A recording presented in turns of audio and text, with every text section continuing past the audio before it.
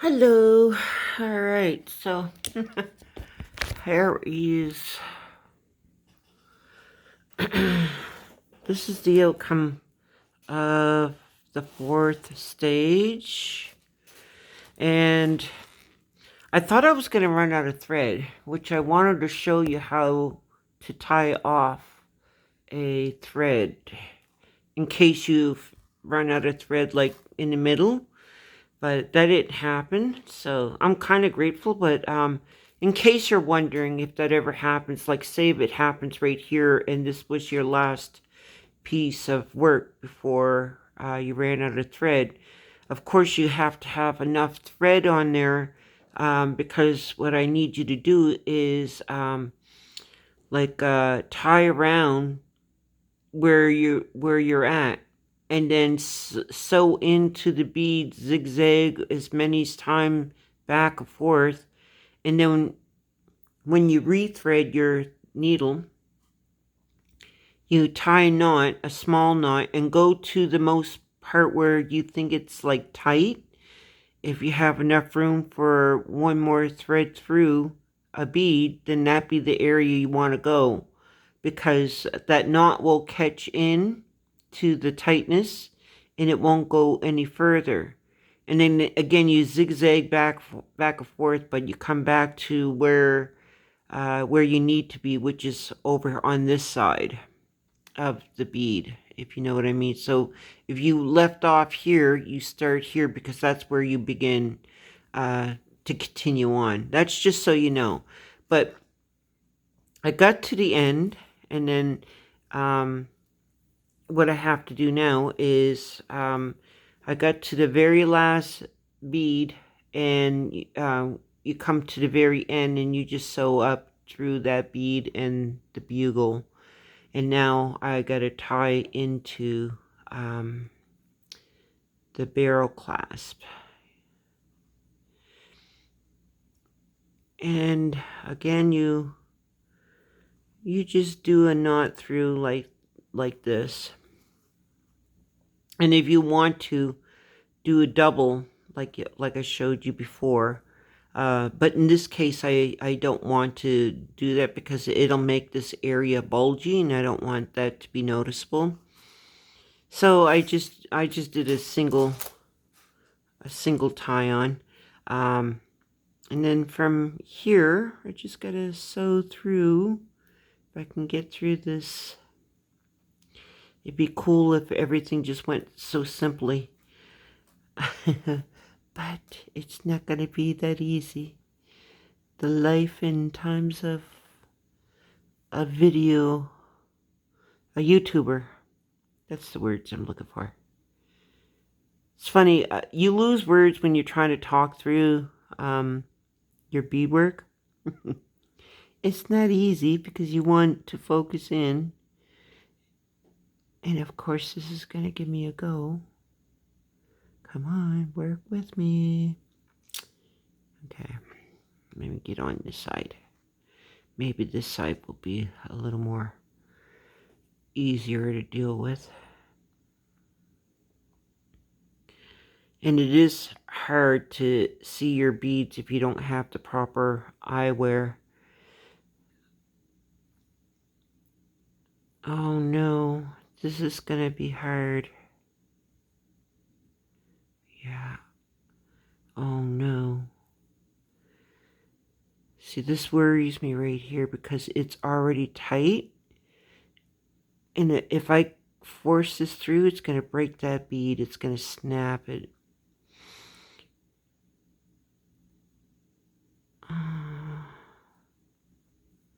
See, I'm worried about this here part. Oh, it went through. Thank you. But the rest of the thread is giving me a go. Come on, there. Ooh, that was stressful. So now I just want to just get through this here part. So as much as I can. Alright, come on. See, the thing is, where that first bead is so tight, I don't have to worry about nothing of it unraveling, because it's going to unravel through that here part, and I think it's okay. Yes, sir. I think it's all right. So I'm just going to cut it right here.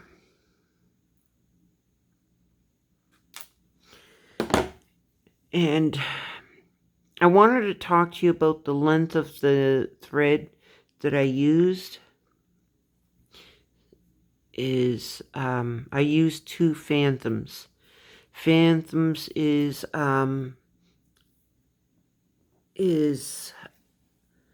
oh, what's the word I'm looking for? Is like when you deal with ocean and stuff like that, when you work on water. I did work on boats and stuff back in my day. So you unravel your thread, but a phantom is like when you take both your arms and you stretch them both sides of your body, both, like stretch out your arms. And that's like when you stretch out your arms on both sides of you, that's one phantom. And I used 2 phantoms, so that was the length that it took to get through 4 stages. So what I'm looking for to get through this is 1 phantom to yeah, I say 1.5 phantoms, but just to be on the safe side. When I'm under pressure, I do horrible at threading my needle. So I'm even getting my words backwards. Can't think straight when you're trying to bead at the same time. So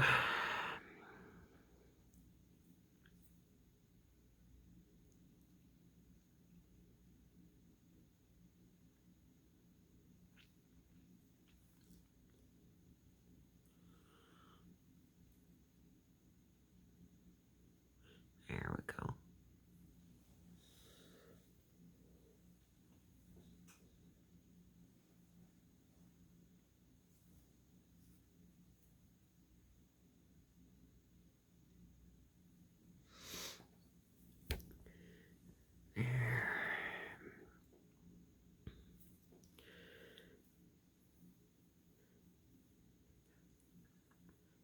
I just take the 2. I'm praying and hoping I still can get through that 1 bead. I might go right straight to the other side,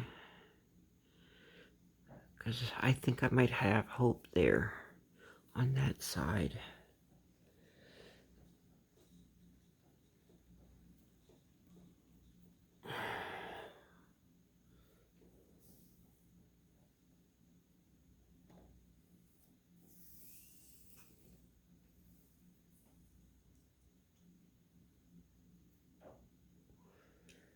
See, I actually got it exactly 1 fathom. So hopefully that'll be enough to get through this next stage. Alright, come on, work with me.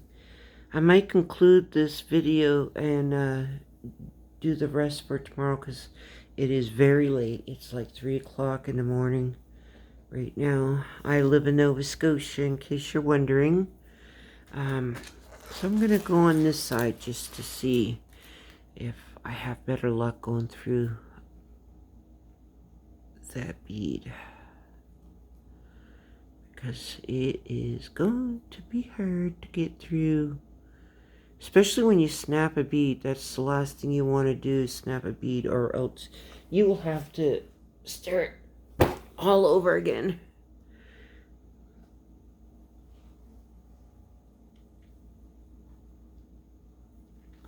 Oh, come on. Stop bumping into the stoop. Goodness. There. I got my fingers crossed. Come on, please. Please go through. Oh, yes.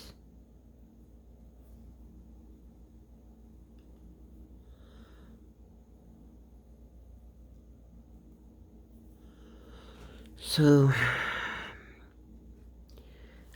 let me pause this video because I want to get rid of this brown beads. Give some room.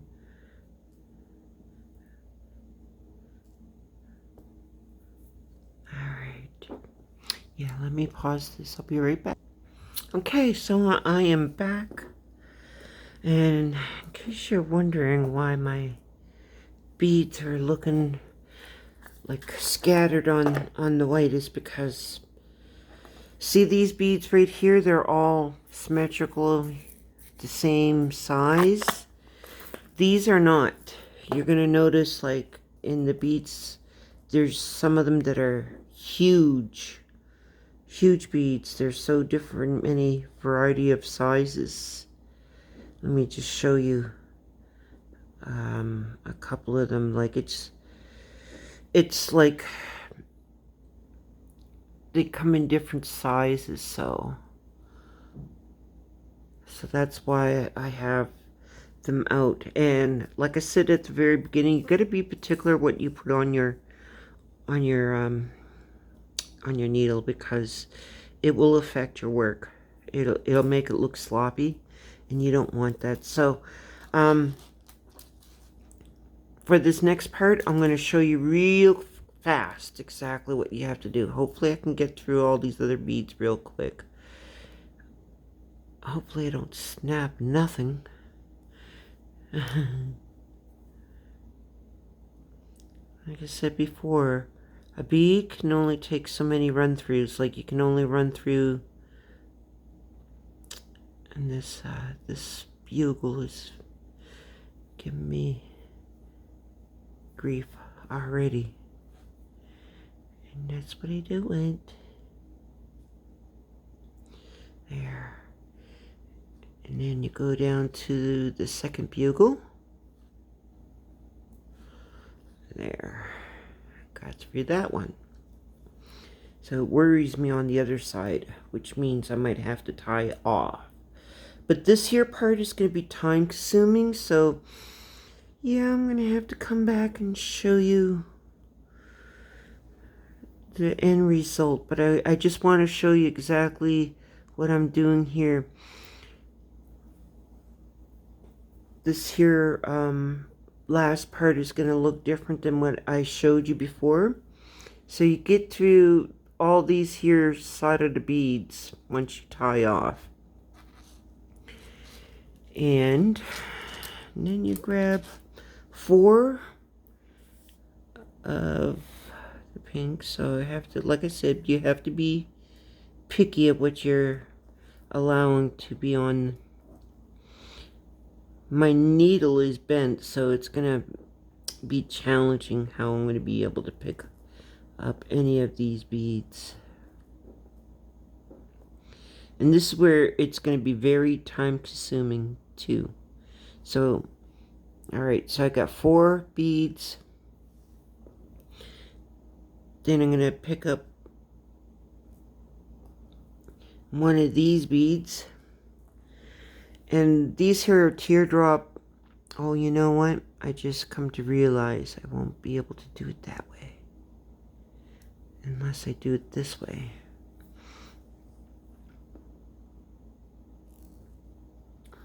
Come on.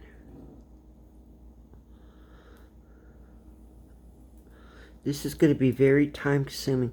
Oh, you know what I forgot? I forgot. Yeah.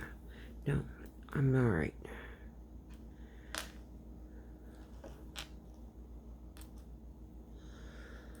So I'm going to have to do it this way. Teardrop bycone. That's what this is called.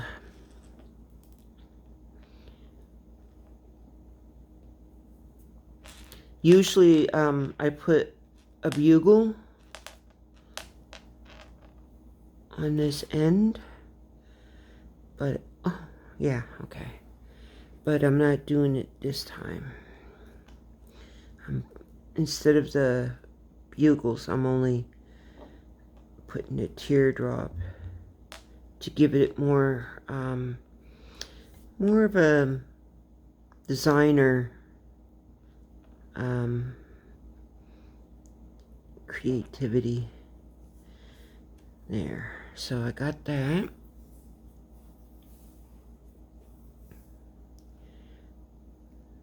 All right. Now this, and then 4 more. Okay. So like I said, this is going to be time consuming, so I'll be able to come back and finish this tomorrow after I get well rested. But then I go into the next bead right here,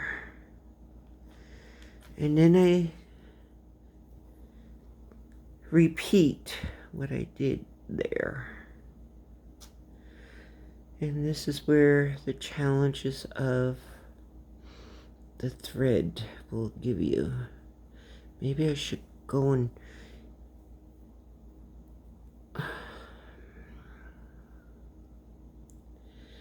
what are you doing?